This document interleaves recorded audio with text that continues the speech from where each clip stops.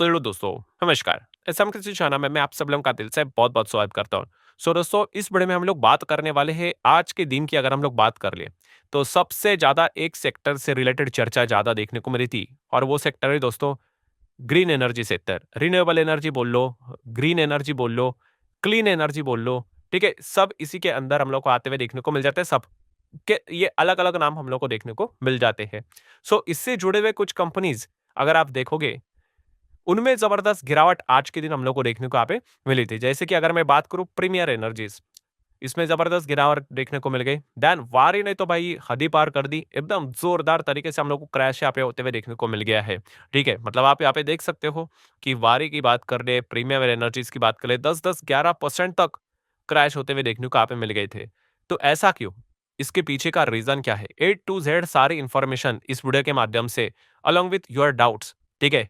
सारी चीज़ों को कवर करने वाला हूँ। कि व्हाय? सबसे पहले तो व्हाय आपको पता होना चाहिए कि क्यों भाई गिरावट क्यों हुई है? सो मेजरली आप कह सकते हो भाई ट्रम्प के चलते मतलब जो अभी मैंने आपको आर्टिकल दिखाया कि दोनों कंपनीज में हम लोग को जबरदस्त गिरावट देखने को मिली। ठीक है, प्रीमियर इतना नहीं गिरा था बट वारी की तो धज्जियां उड़ गई। क्यों? ट्रम्प टैक्स बिल पोस्ट मतलब जैसे ट्रम्प टैक्स बिल हम लोग को पास होते हुए देखने को आप में मिल गया, उसके बाद हम लोग को ये जबरदस्त गिरावट देखने को मिल चुकी है। अच्छा, इसमें भी काफी लोग मिस्टेक कर रहे हैं कि ये जो बिल हम लोग को पास होते हुए देखने को मिल चुका है, क्या ये पूरा पास हुआ है? नहीं नहीं नहीं, ये हम कह सकते हैं। देखिए, स्टेप बाय स्टेप होता है ना कि यहाँ तक पास। पहले तो अगर हम बात कर रहे यूएस हाउस रूल्स कमेटी ने यहाँ पे क्लियर किया है, ठीक है।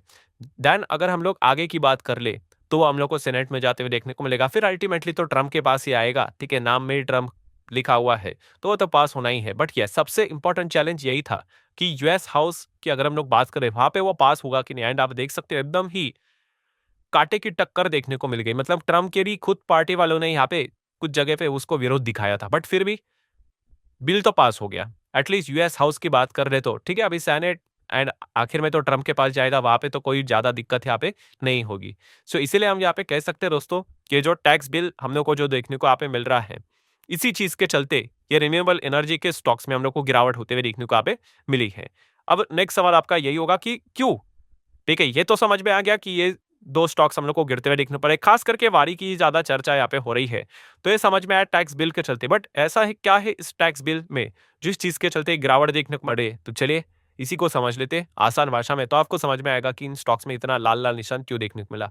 तो दोस्तों देखिए, कि जो कंपनीज़ हम लोग को बिज़नेस करते हुए देखने को यहाँ पे मिल रही थी, ठीक है? जैसे कि अगर हम लोग बात कर ले, 2 प्रकार के बिज़नेस होते हैं। अगर रिन्यूएबल एनर्जी की अगर हम बात करें, आइदर आप अमेरिका में खुद से मैन्युफैक्चरिंग करो या फिर आप इंडिया में मैन्युफैक्चरिंग करो एंड वहां पे एक्सपोर्ट करो, ठीक है। सो अगर हम बात करें तो अमेरिका से रिलेटेड जो भी ये रिन्यूएबल एनर्जी से रिलेटेड काम करने वाली कंपनी थी, उनके पास हम लोग को 2 बेनिफिट्स मिलते हुए देखने को मिलते थे। 2 बेनिफिट्स मतलब क्या? देखिए, बहुत आसान तरीके से बताना चाहूंगा। एक, अगर वो यहाँ पे रूफ टॉप पे काम करते थे, ठीक है, रूफ टॉप से रिलेटेड जो रहते हैं ना सोलर बिलर, उसमें यहाँ पे काम करते थे, उसको लेकर उनको बेनिफिट मिलता था। बेनिफिट मतलब सब्सिडीज मिलती थी या फिर टैक्स क्रेडिट मिलता था, ठीक है। ये हो गया एक।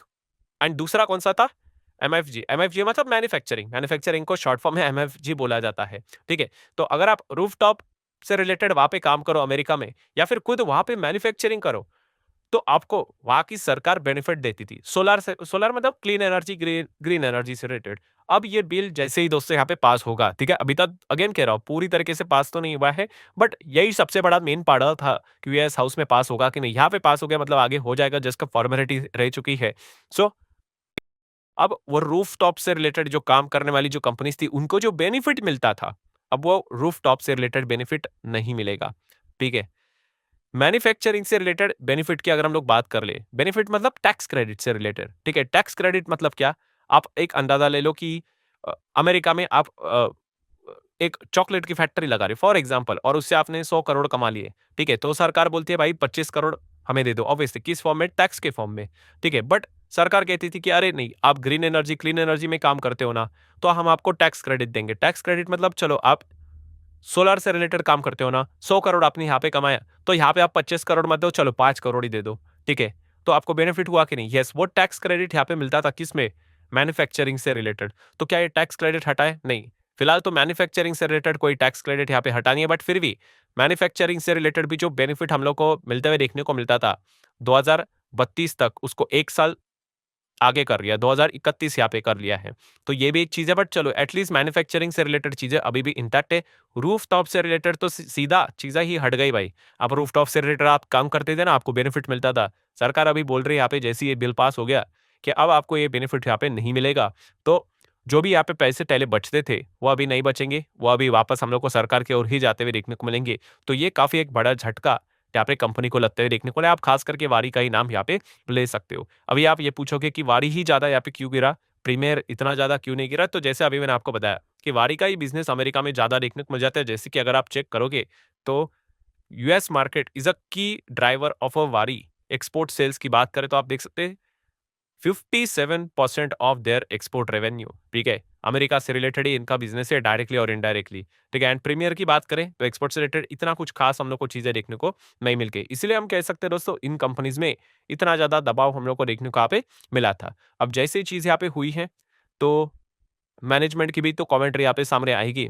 तो मैनेजमेंट भी सामने यहाँ पे आते हुए देखने को यहाँ पे मिल चुके हैं। तो सबसे पहले तो मैनेजमेंट ने एक इंपॉर्टेंट बात बोल दी है। कौन सी बात यहाँ पे बोल दी है कि फिलहाल तो हम लोग डब्ल्यू कर रहे हैं, मतलब वेट एंड वॉच कर रहे हैं। क्यों वेट एंड वॉच? क्योंकि उन्होंने जैसे अभी यहाँ पे बताया कि अभी भी बिल पूरी तरीके से पास यहाँ पे नहीं हुआ है।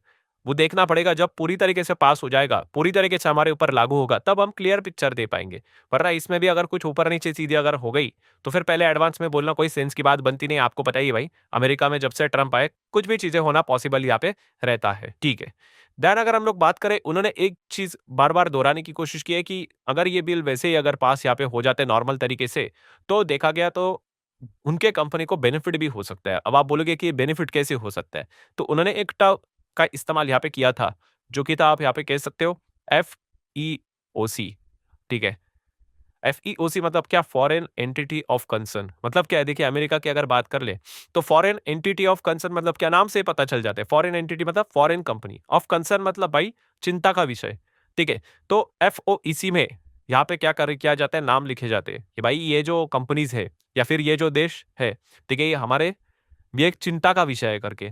सो वारी ने एक बात बताई है कि उनको ये जो मैन्युफैक्चरिंग से रिलेटेड, ठीक है, 45X का जो टैक्स क्रेडिट से रिलेटेड बेनिफिट मिलता है, वो बेनिफिट मिलता रहेगा। क्यों? क्योंकि एफईओसी में देखा गया तो उनके कंपनी का नाम, ठीक है, भारत का नाम वहां पे देखने को नहीं मिलता है। ठीक है, तो ये एक बहुत बड़ा एडवांटेज है। ये पॉइंट फिलहाल तो उन्होंने यहाँ पे बताया हुआ है। एंड अगर यही पे चीजें अगर कंटिन्यू होती रहेगी, तो उन्होंने बोला कि इस चीज का एडवांटेज इनको लगातार कंटिन्यू होगा। मैन्युफैक्चरिंग के टर्म में बात करें तो टैक्स क्रेडिट यहाँ पे मिलता रहेगा, क्योंकि एफईओसी में इंडिया का फिलहाल तो नाम यहाँ पे नहीं है, तो फिर कॉम्पिटिटर का नाम इसमें देखने को मिलेगा, तो उनको शायद से उससे भी हाथ धोना यहाँ पे पड़ जाए टैक्स क्रेडिट से रिलेटेड। ये भी पॉइंट हम लोग को देखने को यहाँ पे मिल रहा है। तो एक कॉम्पिटिटिव एडवांटेज जरूर देखने को यहाँ पे मिल जाएगा। हाँ, बट रूफ टॉप से रिलेटेड जो बेनिफिट है, सॉरी, वो तो अभी यहाँ पे नहीं मिलेगा। बिल पास यहाँ पे वो तेरे देखने को यहाँ पे मिल रहा है। तो ये एक चीज को उन्होंने यहाँ पे बताई है। एंड दैट अगर हम लोग बात करें, ये तो एक नॉर्मल सी चीज है।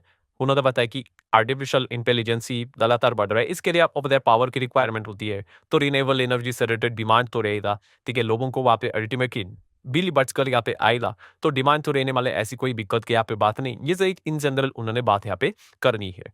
सो नेक्स्ट अगर हम लोग यहाँ पे बात करें, आपके लिए में एक डाउट भी आया होगा, सर इस चीज के चलते टाटा पावर के ऊपर क्या इम्पैक्ट पड़ेगा? ठीक है, या आप पूछने से पहले ही मैं बता देता हूँ, क्योंकि इसके तले भी इस प्रकार के मैं जितने भी वीडियोस बना चुका हूँ, ये सवाल आ ही जाते कमेंट सेक्शन में। तो बस, और टाटा पावर को क्यों फर्क पड़ेगा? कोई फर्क नहीं पड़ेगा, क्योंकि टाटा पावर अमेरिका से रिलेटेड काम उतना करता ही नहीं है। ठीक है, कुछ है ही नहीं भाई। टाटा पावर पर जो धंधा है, वो इंडिया में ही देखने को मिल जाता है। ठीक है, बहुत सारी कंपनी का धंधा इंडिया में ही है। हाँ, बट जिसका अमेरिका से रिलेटेड लिंक है, खास करके वारी जैसी कंपनी का, तीसरे वो 8 10 11% हम लोग को क्रैश होते हुए देखने को यहाँ पे मिलेगी। तो टाटा पावर से रिलेटेड आपको कोई चिंता करने की जरूरत यहाँ पे है नहीं। सो ठीक है दोस्तों, जितने भी इंपॉर्टेंट पॉइंट्स थे आसान वर्षा में मैंने आपके सामने यहाँ पे रख दिए हैं। ठीक है, एकदम फाइनल समरी की अगर मैं बात कर लूँ कि टैक्स बिल के चल के जो दो बेनिफिट्स इनको यहाँ पे मिलते थे, उसमें से आप कह सकते एक बेनिफिट हट जाएगा, कौन सा? रूफ टॉप वाला। सेकंड बेनिफिट मैन्युफैक्चरिंग की अगर हम बात करें, टैक्स क्रेडिट को लेकर, ठीक है, वो एनपीटी यहाँ पे रहेगा। ठीक है, बट वो भी 1 साल उन्होंने पहले करके यहाँ पे रखा हुआ है। देन एफईओसी के अगर हम लोग बात करें, उसमें इंडिया का नाम यहाँ पे नहीं आता है। तो इस चीज के चलते हम एक्सपेक्ट करेंगे कि मैन्युफैक्चरिंग वाला बेनिफिट वारी को यहाँ पे मिलता रहेगा। ठीक है, सो इसी चीज को लेकर भी वो एक थोड़ा बहुत पॉजिटिविटी दिखाने की कोशिश यहाँ पे कर रहे थे। सो अगर आप उनके डेवलपमेंट की कॉन्ट्री को अभी वापस पढ़ने डाल दे, तो आपको समझ में आएगा कि वो बेनिफिट बेनिफिट मतलब एफईओसी को लेकर क्या कह रहे थे। तो आपको भी अभी इजीली समझ में आ जाएगा। सो आशा करता हूं दोस्तों, जितना हो सके सारी चीज़ें आसान भाषा में एक्सप्लेन करने की कोशिश यहाँ पे की थी। एफर्ट्स अच्छे लग रहे होंगे, वीडियो अच्छा लगा होगा, अच्छा होगा लाइक एंड शेयर बता सकते हो। मिज़गा नेक्स्ट